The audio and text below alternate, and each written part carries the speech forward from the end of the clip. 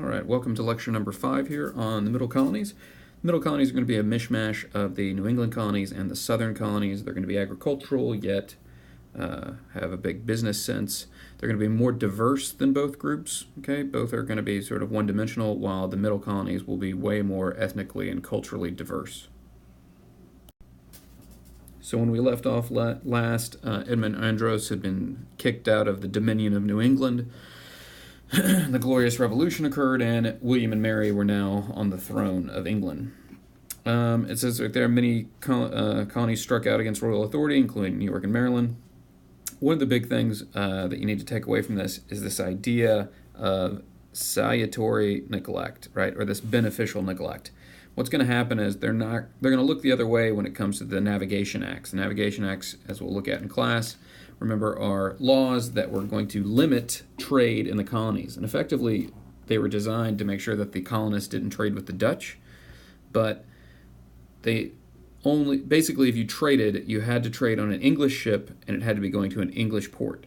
And so now you had to basically smuggle things, which made things more expensive, and the colonists didn't like it. So with this salutary neglect, they were basically going to look the other way. And they were going to smuggle stuff, and it was going to be sort of a Wild West kind of attitude about things that the Navigation Acts enforced. As you're going to see in return, there's going to be growing presence of English officials and eventually of English troops in the colonies. The first group we'll look at here will be New York, or what we referred to back in the day as New Netherlands. The Netherlands rebelled against Spain. Part of the reason the English and the Spanish didn't get along well is because they helped the Netherlands. 17th century was a Dutch golden age. This is brought on by them sort of stealing Portuguese sailing secrets and becoming this sort of nautical trading empire in the 17th and 18th centuries. They're going to establish the Dutch East India Company, very similar to the British East India Company. And in 1609, Henry Hudson ventured into the Delaware and New York and began to map the region.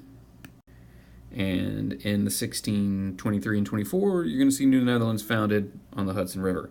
They're going to purchase Manhattan from the Native Americans for something. The age-old story is it was like $24 or whatever. I don't know if that's true or not, but that's the story.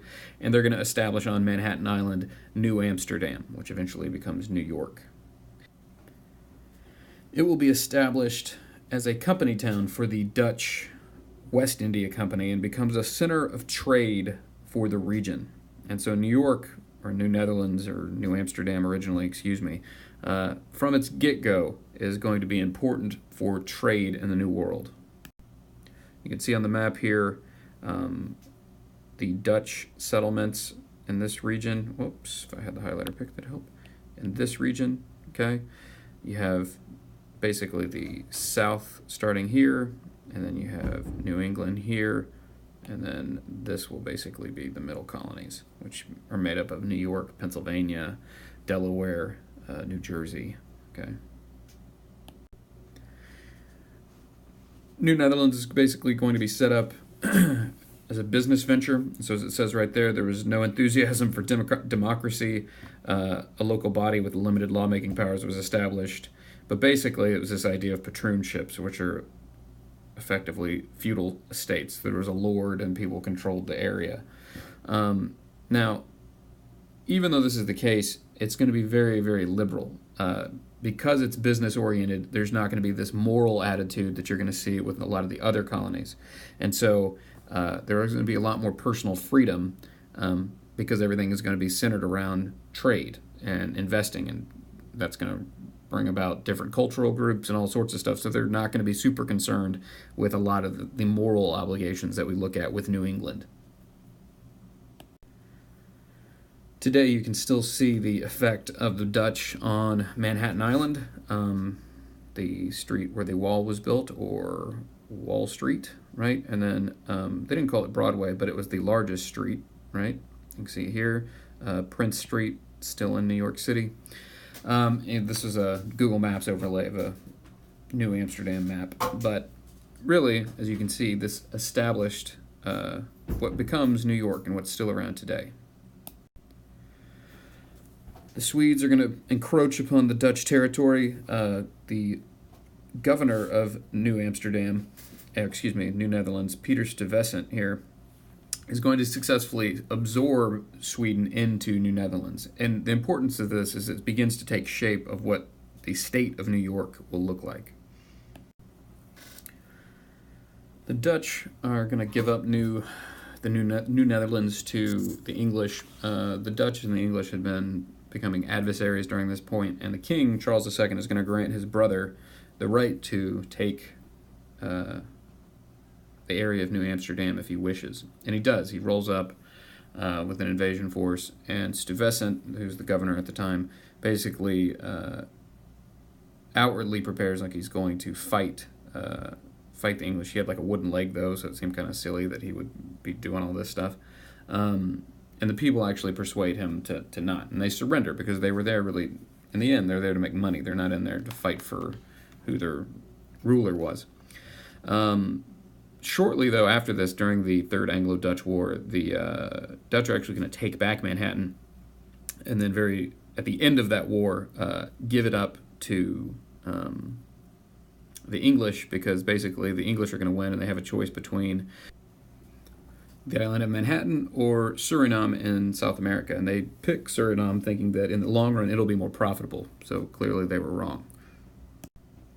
So out of this, the Duke of York will now rename New Amsterdam as New York, and England gains a harbor for trade in the middle colonies on the Hudson. And as we know, the rest is history. Dutch influence here, the Gabriel roofed architecture, you can see it here. It's actually kind of interesting. You can see it kind of like as a barn kind of effect. It didn't really work very well there. Also, social customs of Santa Claus, Easter eggs, all this sort of stuff that influences culture today started from the Dutch. Now, besides New York, the other big middle colony is going to be Pennsylvania. And Pennsylvania is going to be settled by the Quakers, English dissidents known as the Religious Society of Friends. They're going to refuse to pay taxes, as it says right there. They built simple meeting houses, and they congregated without clergy. They spoke up. They're known for their broad-brimmed hats. They're very much into equality as well. There wasn't a lot of patriarchy or anything like that in Quaker societies. Also known for pacifism and being open to other cultures. So to continue that pacifist idea, as you can see right here, they abhorred strife and warfare, refused military service, and advocated passive resistance. Now, having said that, though, these early Quaker colonies are still going to set aside money to kind of deal with the Indians, and they'll just use clever names to kind of hide that fact. But for the most part, this is kind of the idea that we want to take into the founding here of Pennsylvania. William Penn is going to be basically given the land as a way for Charles II to pay his debt. Pennsylvania, as you'll see, means Penn's Wood or Penn's Forest. And Penn was a Quaker, and he suffered persecution in England, so he thought, kind of like the Pilgrims, why not move to the New World? And it says right here, he wanted to experiment with liberal ideas and government to make money. So he wanted to make it somewhere that was attractive for people to settle there. So people were already in Pennsylvania when he got there. He is going to effectively plan out Philadelphia, as the capital of Pennsylvania. He'll buy the land from the Indians. In the next slide, you'll see the famous picture of him under this tree, which is, I guess, famous in Philadelphia.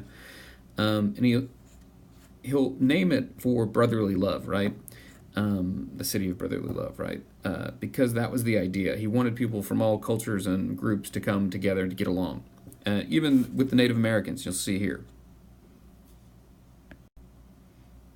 Here's the tree that I was talking about.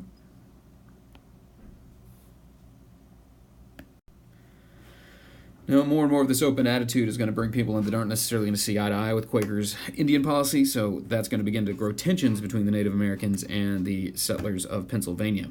Penn's proprietary regime was unusually liberal and attracted, yet again, more groups. So there was freedom of worship. There was not very much use of the death penalty. There was no state-supported tax for churches, not on churches, but for churches. And there was a representative assembly. So people that wanted personal freedoms moved to places like Pennsylvania. All right, so in Connecticut and Pennsylvania, they referred to as blue laws. The old wives' tale is that blue laws got their name because of the color of the paper they were written on. That's what I always heard. But I went and did a little research and found that there was some word in the Middle Ages that had to deal with moral codes, and that's probably where the term blue got mixed in. But basically, these things were moral laws. Okay.